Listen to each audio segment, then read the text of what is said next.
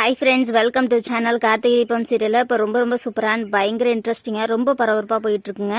என்ன நடந்துட்டுருக்கு அப்படின்னு பார்த்தீங்கன்னா, கார்த்திகையும் தீபாவையும் பிரிச்சிடணும், அப்போ தான் நம்ம கார்த்தியோட வாழ்க்கையில் வர முடியும்னு சொல்லிட்டு ரம்யா பார்த்தீங்கன்னா அடுத்த நாள் காலையில் நிச்சயதார்த்தம், அதாவது கல்யாணம் நடக்கிற வரைக்கும் வெயிட் பண்ணலாம் அப்படின்னு சொல்லி வெயிட் பண்ணிட்டு இருக்காங்க. ஆனால் அதுக்கு முன்னாடி பார்த்தீங்கன்னா ரூபஸ்ரீயும் ஐஸ்வர்யாவும் போட்ட பிளான் என்ன அப்படின்னு பார்த்தீங்கன்னா, நைட்டே தீபாவை கடத்திட்டு தீபா இந்த கல்யாணத்தில் விருப்பம் இல்லாமல் ஓடி போயிட்டா. அவளுக்கு இப்போதான் உண்மையெல்லாம் தெரிய வருது. அந்த மாதிரி பார்த்தீங்கன்னா இவங்க ரெடி பண்ணியிருக்காங்க.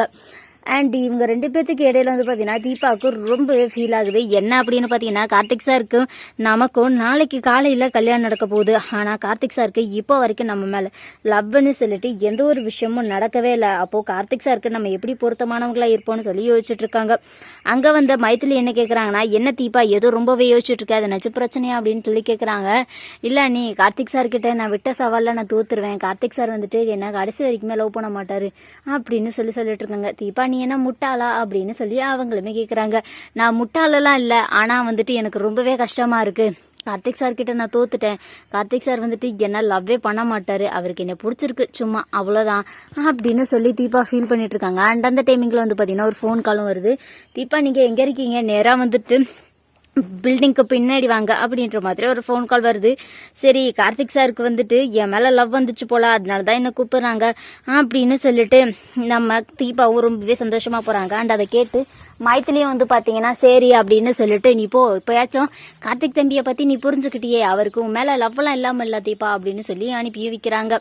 தீபாவும் பில்டிங்க்கு பின்னாடி போறாங்க. போன கொஞ்ச நேரத்துல அங்க என்ன நடக்குது அப்படின்னு பாத்தீங்கன்னா, அங்க வர சொன்னது கார்த்திகே கிடையாது. அதுக்கு பதிலா நம்ம ஐஸ்வர்யாவும் ரூபஸ்ரீயும் தான் வர சொல்லியிருக்காங்க. அங்க போன உடனே பாத்தீங்கன்னா தீபா எல்லா இடத்துலயும் தேடிட்டு இருக்கும் போது ரூபஸ்ரீ என்ன பண்றாங்கன்னா ஒரு கட்டையால அடிச்சு தீபா மயக்கம் போட்டு விழுந்துடுறாங்க.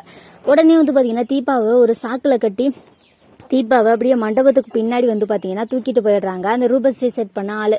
இதை பாத்தீங்கன்னா கார்த்தி திடீர்னு பாத்துறாரு. என்ன நடக்குதாங்க அப்படின்ற மாதிரி அந்த ஆளை கேட்கும் போது, இல்ல சார் இதெல்லாம் வேஸ்டேஜ், நாங்க குப்பையில கொட்டுறதுக்காக எடுத்துட்டு போயிட்டு இருக்கோம் அப்படின்னு சொல்லிடுறாரு.